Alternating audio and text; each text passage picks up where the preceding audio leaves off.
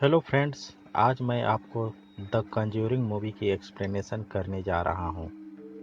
कहानी की शुरुआत 1971 से होती है, जिसमें रोजर और कैरोलिन नाम की एक दंपत्ति को दिखाया गया है, जिनकी 5 बेटियां हैं।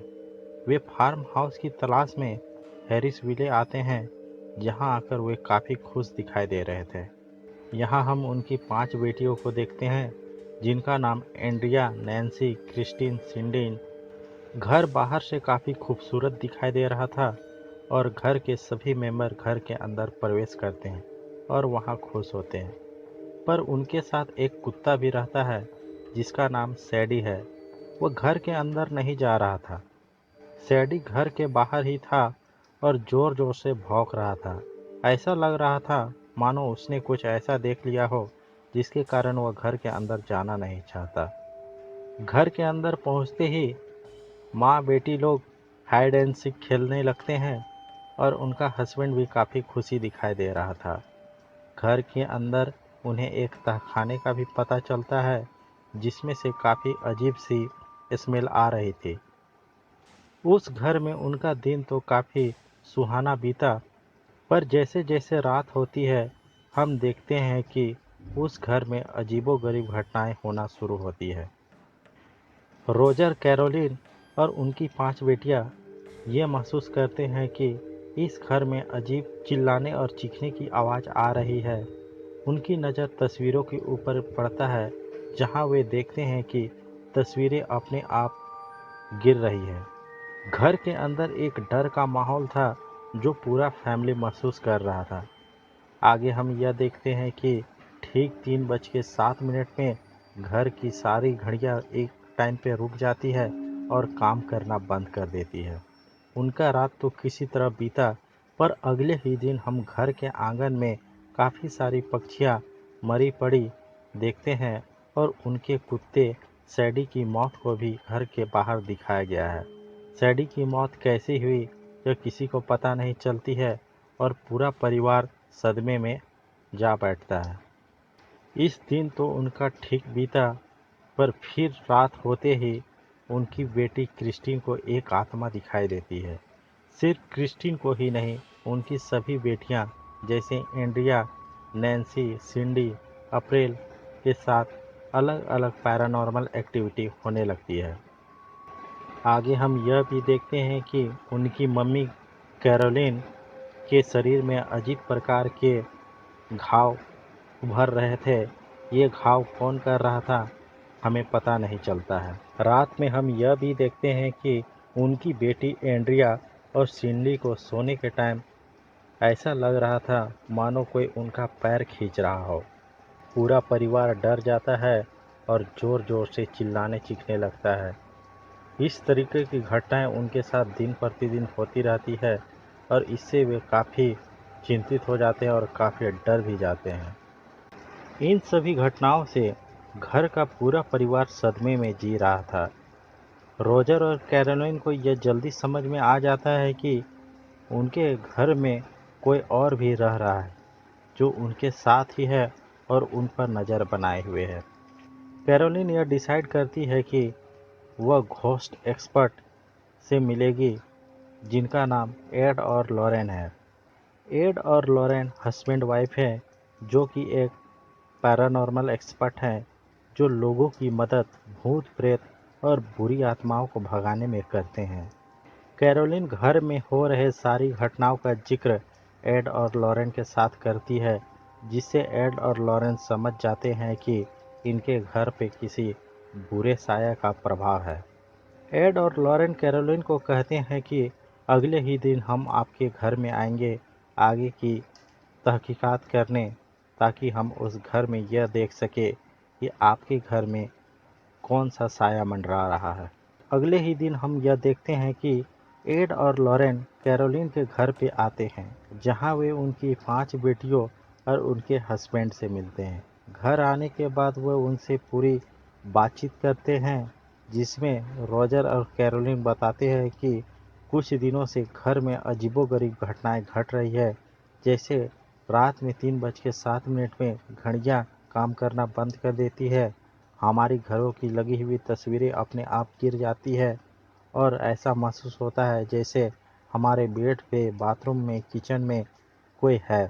एड और लॉरेन यह समझ जाते हैं कि इस घर को एक पादरी की ज़रूरत है जो इस घर को पवित्र करे और बुरी आत्माओं को यहाँ से भगाए। पर पादरी को लाने के लिए उन्हें कैथोलिक चर्च को सारे सबूत दिखाने होंगे कि एक्चुअल में इस घर में भूतों का साया है कि नहीं। एड और लॉरेन रोजर और कैरोलिन को यह बताते हैं कि इस घर को पवित्र करने के लिए हमें पादरी की ज़रूरत होगी और पादरी की ज़रूरत के लिए हमें कैथोलिक चर्च से मंजूरी लेनी होगी। हमें कैथोलिक चर्च को सबूत दिखाने होंगे कि इस घर में सच में प्रेत आत्मा, भूत रहते हैं या नहीं। आगे की इन्वेस्टिगेशन में उन्हें पता चलता है कि इस घर में बतसेबा नाम की एक प्रेत आत्मा का कब्जा है। आगे की जांच में उन्हें पता चलता है कि ठीक 3:07 में बतसेबा नाम की एक औरत ने अपने बच्चे की हत्या की थी और खुद ही सुसाइड की थी। बतसेबा के ऐसा करने के पीछे काला जादू बताया जाता है जिसे वो काला जादू करके शक्तिशाली होना चाहती थी। आगे की इन्वेस्टिगेशन में एड और लॉरेन को इस घर में कई हत्या और आत्महत्या से जुड़े मामले मिलते हैं। चूंकि कैथोलिक चर्च को सबूत दिखाना था जिससे उनको एक पादरी मिल सके घर को पवित्र करने के लिए, इसलिए वे फैसला लेते हैं कि कैमरे में वे बुरी आत्माओं को रिकॉर्ड करेंगे। बुरी आत्माओं को रिकॉर्ड करने के लिए वे ड्रू थॉमस और पुलिस ब्रैड की मदद लेते हैं। उनकी मदद से वे घर के चारों तरफ घंटियां, कैमरा और लाइट्स लगा देते हैं ताकि ऑन कैमरा बुरी आत्माओं को रिकॉर्ड किया जा सके। पर दुर्भाग्यवश उस दिन उनके इंस्ट्रूमेंट में कोई भूत रिकॉर्ड नहीं होता है। आगे की सुबह में एड और लॉरेन को हम रेडियो में एक आवाज़ सुनते देखते हैं जिसमें वे देखते हैं कि एक आत्मा सिंडी को घर के ऊपर वाले कमरे में अलमारी की तरफ बुला रही थी। यह रिकॉर्ड सुनते ही एड और लॉरेन उनके घर की ओर जाते हैं जहां लॉरेन को यह पता चलता है कि इस घर में एक गुप्त मार्ग है जो तहखाने की ओर जाता है। लॉरेन तहखाने में गिर जाती है जहां उसका सामना बतसेबा नाम की चुड़ैल से होता है। बतसेबा नाम की चुड़ैल लॉरेन की गर्दन दबा रही थी और लॉरेन भी वहां अन्य आत्माओं को देखती है जिससे वह काफी डर जाती है। इन सब घटनाओं से पूरा परिवार काफी डरा हुआ था। आगे हम यह देखते हैं कि अब एड और लॉरेन के पास पर्याप्त सबूत थे जिसको वह लेकर कैथोलिक चर्च जाते हैं। कैथोलिक चर्च में उनकी मुलाकात फादर गॉर्डन से होती है। फादर गॉर्डन को वह सारी चीज बता देते हैं जो कैरोलिन और रोजर के घर में हो रही है और रेडियो में रिकॉर्ड हुई वह घोस्ट की आवाज भी उन्हें सुना देते हैं। फादर गॉर्डन को यह यकीन हो जाता है कि कैरोलिन और रोजर के घर में एक बुरे साया है जिसको एक पादरी की मदद से उस घर को पवित्र करने की आवश्यकता है। पर चूंकि रोजर और कैरोलिन का परिवार क्रिश्चियन नहीं था इसलिए पादरी मुहैया कराने में उनको थोड़े दिन का वक्त लगता। इधर हम यह देखते हैं कि बेतसबा नाम की चुड़ैल कैरोलिन के शरीर पर कब्जा धीरे धीरे काफी कर चुकी है जिससे कैरोलिन खुद को चोट पहुंचाना शुरू करती है जिससे हम यह देखते हैं कि कैरोलिन के बॉडी में चारों तरफ चोट के निशान हैं। बेतसबा नाम की चुड़ैल इस कदर कैरोलिन पर हावी हो जाती है कि कैरोलिन अपनी बेटियों को ही अब जान से मारना चाहती है। वह अपनी बेटी क्रिस्टीन और अप्रैल को मारने के लिए आगे बढ़ रही थी जहां पे उनका परिवार उन्हें बचाने की पूरी कोशिश कर रहा था पर वे नाकामयाब साबित होते हैं। इसी दरमियान एड और लॉरेन आ जाते हैं जहां वह कैरोलिन को यह पाते हैं कि वह तहखाने में क्रिस्टीन को मारने की कोशिश कर रही है। बेतसबा नाम की चुड़ैल इस कदर हावी हो चुकी थी कि उसे शांत करना मुश्किल हो रहा था और वह कैरोलिन के शरीर में पूरी तरह कब्जा जमा चुकी थी। इधर हम यह देखते हैं कि उस शैतानी ताकत से लड़ने के लिए रॉजर और ड्रू भी उस घर में आते हैं जिससे वे क्रिस्टीन को बचाने में सफल होते हैं। कैरोलिन अब पूरी तरह से पागल हो चुकी थी। अब वह अपनी बेटियों को ही जान से मारने के लिए आगे बढ़ती है। ये सारा सीन देखकर कैरोलिन का पति काफ़ी डर जाता है और कैरोलिन की पांचों बेटियां भी काफ़ी डर जाती है और वह घर के इधर उधर भागने लगती है। सिचुएशन को कंट्रोल करने के लिए एड, लॉरेन, रोजर और ड्रू सब कैरोलिन को पकड़ते हैं और पकड़कर उसे तहखाने की ओर ले जाते हैं। तहखाने में हम यह देखते हैं कि उसे एक कुर्सी में रस्सी के सहारे बांधा गया है, जहां कैरोलिन जोर जोर से चिल्ला रही है। एड और लॉरेन उसके पूरे शरीर पे एक सफ़ेद कपड़ा भी डाल देते हैं, जिससे हम यह देखते हैं कि उसकी ताकत और भड़क रही है। कैरोलिन की यह हालत देखकर एड को यह समझ आ जाता है कि यदि वह पादरी की वेट करता रहा तो कैरोलिन की कभी भी जान जा सकती है। इसलिए वह अपने जेब से एक बुक निकालता है और भूत भगाने की प्रक्रिया को शुरू करने का फैसला लेता है।